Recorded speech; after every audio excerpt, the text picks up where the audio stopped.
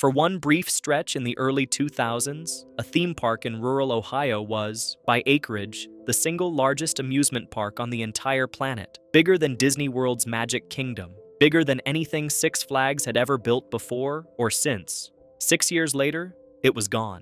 Not sold, not rebranded, not quietly folded into a bigger park down the road. Just gone, bulldozed, and largely forgotten, leaving behind nothing but overgrown lots and a roller coaster nobody bothered to tear down for almost a decade. So today, we're going inside the downfall of Geauga Lake, America's forgotten theme park. Born by a lake in 1887. Geauga Lake's story starts small, the way most of these stories do. In 1872, a small natural lake straddling Bainbridge Township in Aurora, Ohio, opened up as a simple picnic and swimming spot for locals looking to escape the summer heat. By 1887, that same patch of shoreline had formally become a recreation area. And just 2 years later, in 1889, the first actual amusement ride showed up on the property, an early sign of what the site would eventually grow into. The park's first real thrill ride arrived in 1925 with the construction of the Big Dipper, a wooden roller coaster that, at the time, was genuinely the fastest and tallest coaster in the world. That single ride anchored the park for the better part of the 20th century, and it would go on to outlive nearly everything else built around it, a detail that becomes considerably more poignant later in this story. For decades, Geauga Lake operated the way a lot of regional American parks did, modestly, locally, and without much fanfare, a place where families from Cleveland and the surrounding Ohio suburbs would spend a summer afternoon without needing to plan an entire vacation around it. The park's early growth mirrored a pattern playing out at trolley parks and lakeside picnic grounds all across the country during that same era. A ballroom went up on the property, hosting dances for young couples on weekend evenings, and for a stretch, a steamboat cruised the lake itself, ferrying guests around the water as its own kind of attraction. None of this was flashy by later standards. It didn't need to be.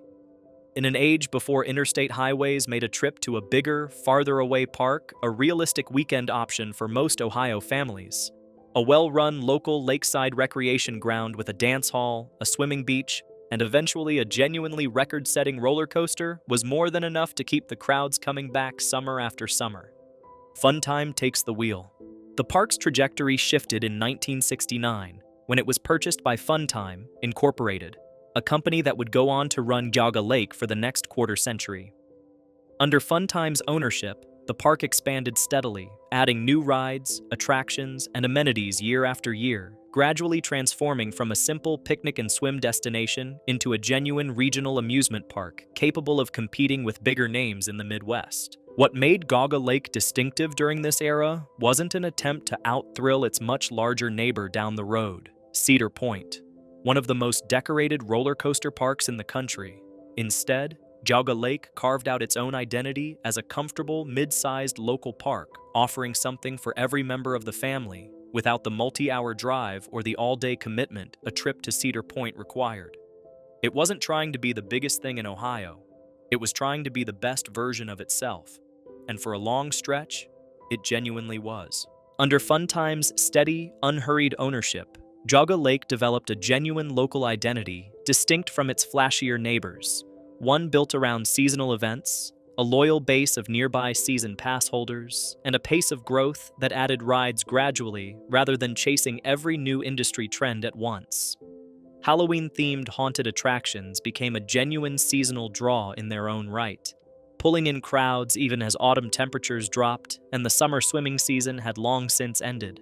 For nearly 3 decades under Funtime's leadership, that formula worked. The park wasn't trying to compete head-to-head with Cedar Point's record-breaking coasters. It was offering something different entirely, a local, unpretentious park that had earned its place in the community rather than simply bought its way there with the biggest ride in the state. The neighbor across the water. In 1970, something happened just across the lake that would eventually become central to Geauga Lake's entire downfall, though nobody could have known it at the time. SeaWorld opened its second park ever, right on the opposite shore, becoming only the second SeaWorld location in the country after the original San Diego park. SeaWorld Ohio, sometimes also known as SeaWorld of Ohio or SeaWorld Cleveland depending on the era, built its identity around marine life exhibits, dolphin and killer whale shows, and the kind of educational, conservation-minded programming SeaWorld parks were known for nationwide. There was one significant catch baked into SeaWorld Ohio's existence from the very beginning: a non-compete agreement with Geauga Lake, the amusement park sitting directly across the water, that barred SeaWorld from adding roller coasters of its own. Combined with a short operating season dictated by brutal Northeast Ohio winters, and the mounting cost of staging elaborate marine mammal shows without the ability to diversify into thrill rides, SeaWorld Ohio's business case grew shakier by the year. Anheuser-Busch, which owned the SeaWorld chain at the time, eventually decided the math simply didn't work anymore and sold the Aurora Park after the 2000 season. That sale, on its own, was a fairly minor footnote in SeaWorld's broader corporate history. For Geauga Lake, sitting right across the lake, it was about to become the first domino. SeaWorld Ohio wasn't a small operation by any means during its 3 decades of independent operation. It drew millions of visitors over the years with shows featuring Shamu the killer whale, dolphin performances, and interactive marine exhibits that gave landlocked Ohio families a genuine taste of the kind of oceanic programming usually reserved for coastal cities. Its slogan, "The ocean is closer than you think," captured exactly what the park was selling: a legitimate marine park experience in the middle of the Midwest. But that same marine-focused identity, without the ability to add coasters to compete with the thrill ride arms race sweeping the industry through the 1990s, left it increasingly boxed in as a niche attraction rather than a genuine year-round destination capable of justifying Anheuser-Busch's continued investment. Six Flags Ohio and the Big Swing. Funtime sold Geauga Lake to Premier Parks in 1995, and Premier Parks in turn had bigger ambitions for the property.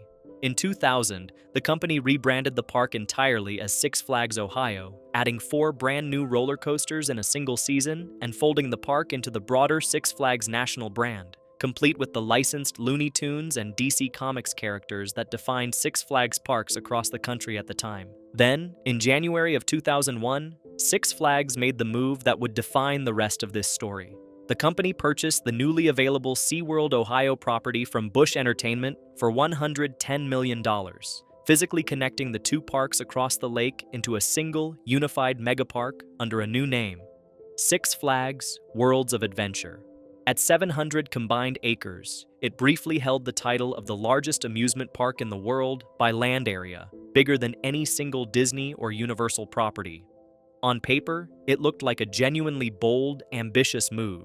2 beloved regional attractions merged into one unstoppable destination. In practice, it turned out to be the exact moment the wheels started coming off.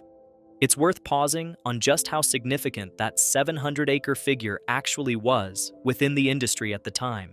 For comparison, Walt Disney World's Magic Kingdom sits on roughly 107 acres of actual park space, and even Disney's entire 4-park Florida property doesn't come close to matching Six Flags Worlds of Adventure's combined footprint. Trade publications and local Ohio press covered the merger with genuine enthusiasm, treating it as a signal that Northeast Ohio was about to become a legitimate national theme park destination in its own right, capable of drawing visitors from well beyond the usual regional day trip radius. Nobody covering the announcement in early 2001 was predicting that the newly crowned world's largest amusement park would be a pile of rubble within 6 years.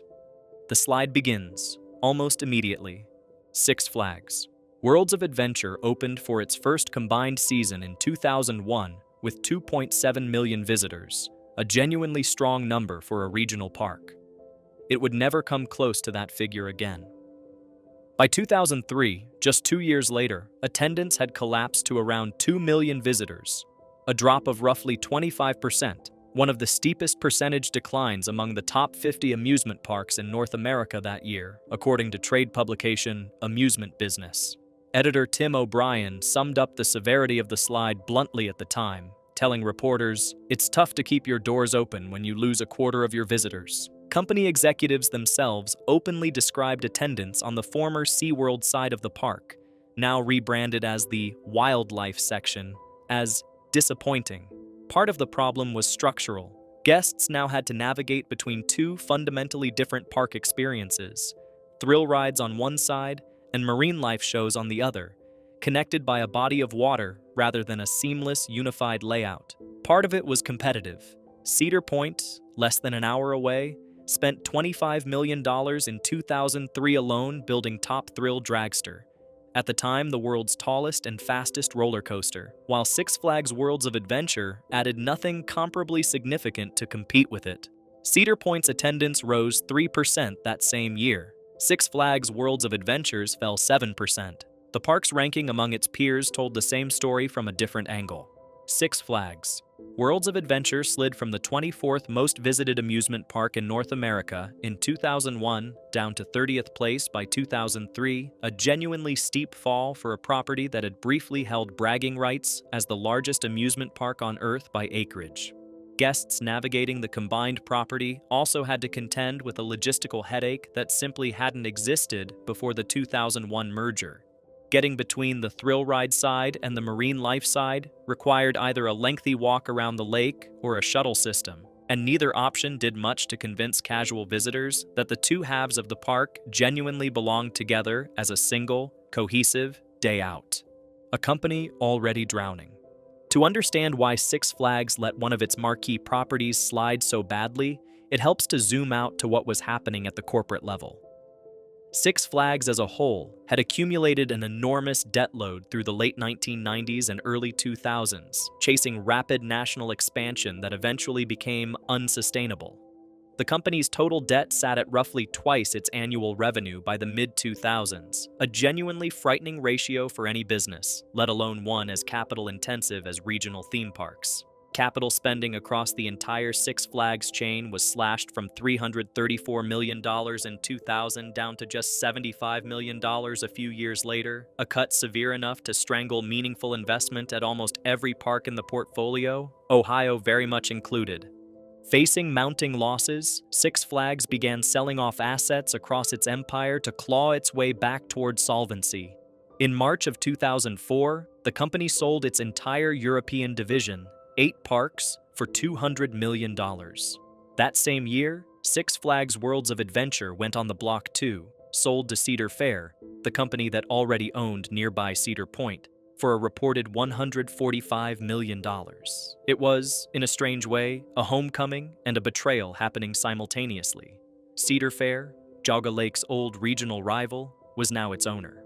Six Flags' portfolio-wide troubles didn't end with the Ohio sale either. Company earnings reports from the same period painted a genuinely alarming picture. One quarterly report alone showed a net loss of $404 million, driven partly by a $70 million write-off tied specifically to the Cleveland area park's sale and a separate $220 million write-off from the European park sales. Attendance across the entire Six Flags chain continued sliding even after these divestitures, at one point dropping by 480,000 visitors in a single reporting period, with the company's debt still sitting at roughly twice its annual revenue, even after downsizing from 39 parks to 31.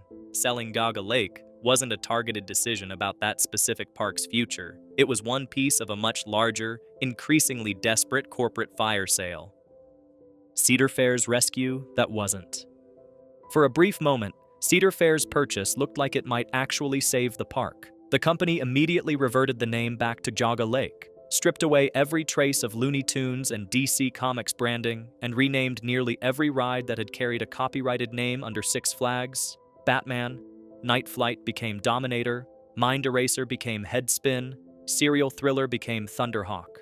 On the surface, it read like a company genuinely trying to restore the park's older, more beloved local identity. Behind the scenes, though, the signs were considerably less encouraging. Cedar Fair added essentially nothing new to the park in 2004, and speculation began circulating almost immediately that the acquisition had less to do with reviving Geauga Lake and more to do with simply eliminating a nearby competitor for Cedar Point's regional customer base. In 2005, Cedar Fair spent $26 million converting the former SeaWorld side of the property into a standalone water park called Wildwater Kingdom, complete with a wave pool, an action river, and a multi-story children's play structure. It was a genuine investment, but it also signaled something troubling. Cedar Fair was building up the water park side of the property while quietly scaling back the traditional amusement park side. The cuts nobody wanted to notice. By 2006, the warning signs had become impossible to ignore for anyone paying close attention. The park's original Geauga Lake branded water park closed entirely, consolidating all water attractions under the newer Wildwater Kingdom. The park shifted to a summer-only operating schedule, running only from Memorial Day weekend through the weekend after Labor Day, eliminating the spring and fall operating days that had once padded out the season. Removing operating days is rarely a good sign for any seasonal business, and Geauga Lake was no exception. Heading into the 2007 season, Cedar Fair made an even more direct statement about the park's future by physically relocating two of its major roller coasters elsewhere in the chain. X-Flight moved to Kings Island under the new name Firehawk, and Steel Venom, formerly known as Superman, Ultimate Escape, was pulled as well. Removing two headline coasters from an amusement park is about as clear a signal as a company can send without simply announcing a closure outright. Prior to the 2007 season even beginning, Cedar Fair also shut down the historic Raging Wolf Bob's, one of the park's other wooden coasters, before the gates had even opened for the year. For longtime visitors and enthusiasts who'd followed the park closely, the pattern by early 2007 had become almost impossible to misread.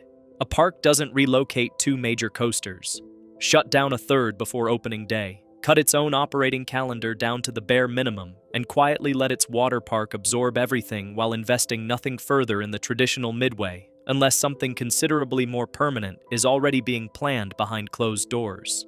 Some fans held out hope regardless, pointing to Cedar Fair's public statements about restoring the park's classic charm just a few years earlier. Looking back, those statements from 2004 read less like a genuine turnaround plan and more like the opening notes of a slow, deliberate wind-down. An ending nobody saw coming, except everyone did. Geauga Lake's final day of operation as an amusement park came and went almost unnoticed by the guests who walked through the gates that day. September 16, 2007 was, unbeknownst to anyone visiting, the last time the rides at Geauga Lake would ever run for a paying customer.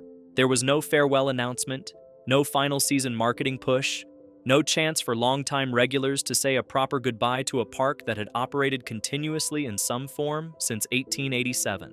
5 days later, on September 21, 2007, Cedar Fair made it official, announcing that the amusement park side of the property would not reopen. Only Wildwater Kingdom, the water park built on the former SeaWorld land, would continue operating going forward.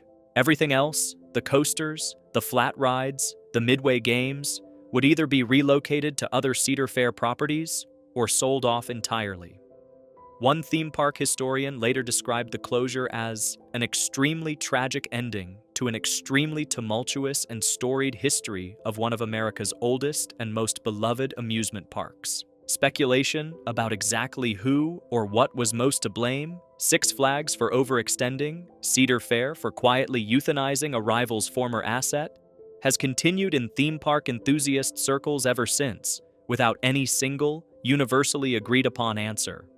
The quiet, undramatic nature of that final September day has become, in its own way, one of the more haunting details longtime fans keep coming back to. There was no final season marketing campaign, no farewell weekend, no chance for anyone to deliberately show up one last time and say goodbye to a specific ride or a specific memory. Families who happened to visit on September 16, 2007, simply had an ordinary day at the park, rode whatever they rode, ate whatever they ate, and drove home with no idea they'd just experienced the very last operating day of Geauga Lake's 120-year run as an amusement park. That's a genuinely different kind of ending than most of the parks covered in videos like this one, where at least a farewell season gives longtime visitors the chance for one last, deliberate goodbye. The long, slow death of what remained. Wildwater Kingdom limped along for nearly a decade after the amusement park side closed, continuing to draw local families looking for a nearby summer water park option, even as the rest of the property sat increasingly abandoned around it. That arrangement finally ended too, with Wildwater Kingdom closing permanently after its 2016 season on September 5th of that year.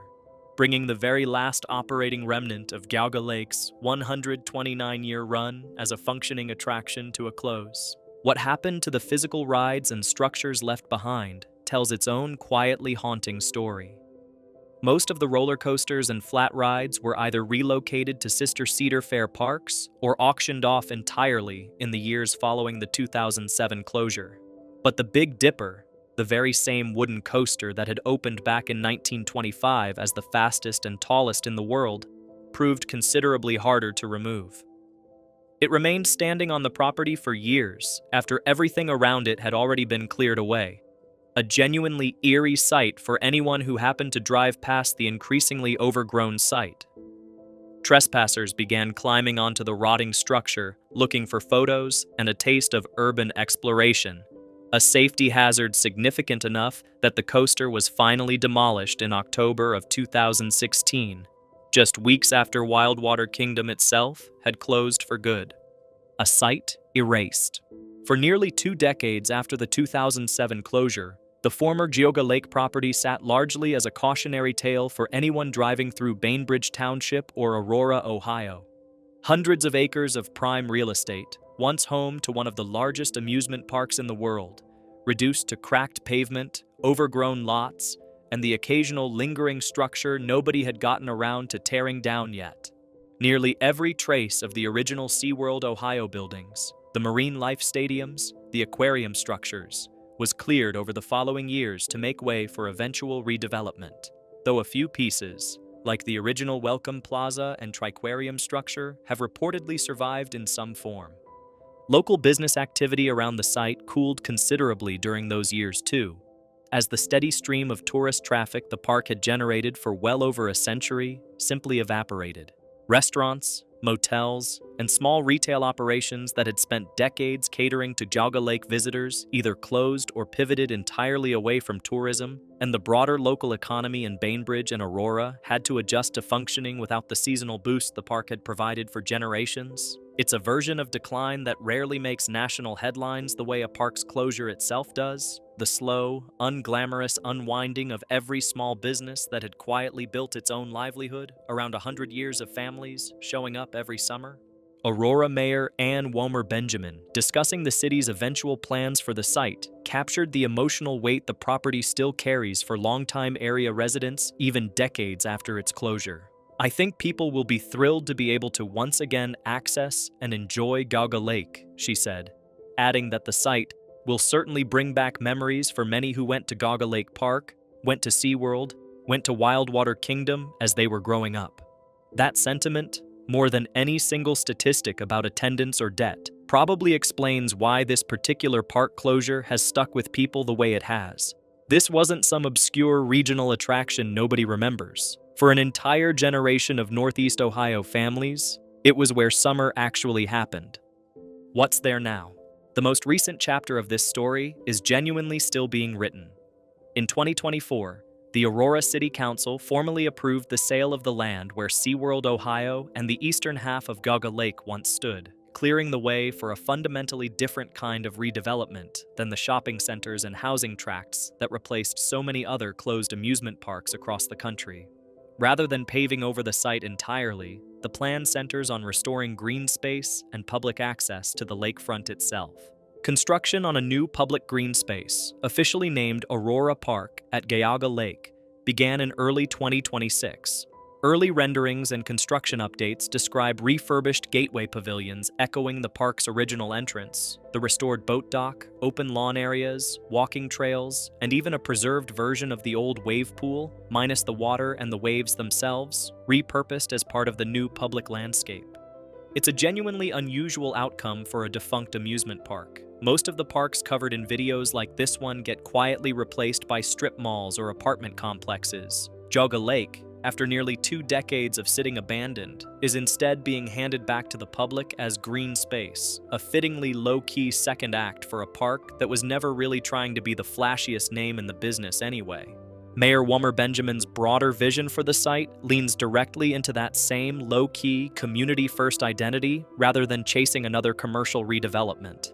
rather than allowing the property to fill up with new housing developments, the way so many other former theme park sites across the country eventually do. City officials have explicitly framed the plan around preserving green space and restoring public access to the lake itself for future generations to enjoy.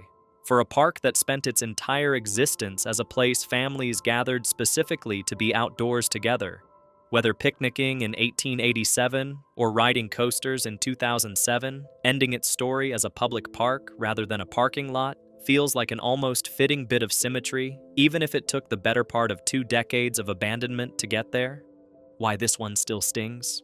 There are amusement parks that closed because nobody wanted what they were selling anymore. Tastes shifted, technology moved on, and the crowd simply stopped showing up.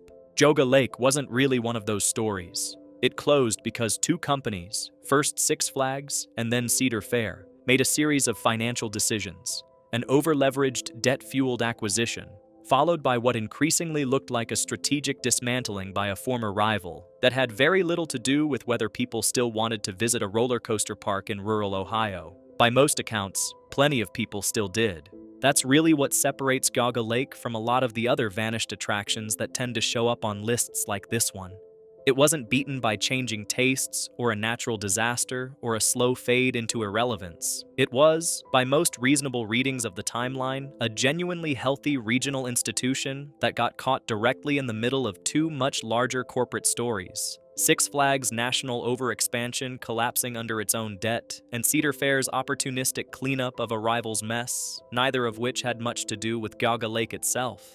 The park spent 120 years surviving depressions, world wars, and shifting American tastes just fine. It took less than a decade of corporate mismanagement to finish it off entirely. It's worth sitting with just how unusual that timeline really is. Geauga Lake opened the same year Coca-Cola was first sold as a patent medicine and closed the same decade the iPhone launched, having survived 2 world wars, the Great Depression, the rise and fall of countless regional competitors, and well over a century of shifting American entertainment tastes without ever once shutting its gates for good. What it couldn't survive was 7 years sandwiched between 2 corporate owners more focused on national balance sheets than on the actual families still showing up every summer, wanting nothing more than a decent roller coaster and an afternoon by the water. Sometimes the biggest threat to a beloved local institution isn't changing times at all. It's simply getting bought by the wrong company at exactly the wrong moment. If you enjoyed this look back at one of America's genuinely forgotten theme parks, give this video a like and subscribe for more deep dives into the places that used to define summer for an entire generation and the corporate decisions that quietly brought them down.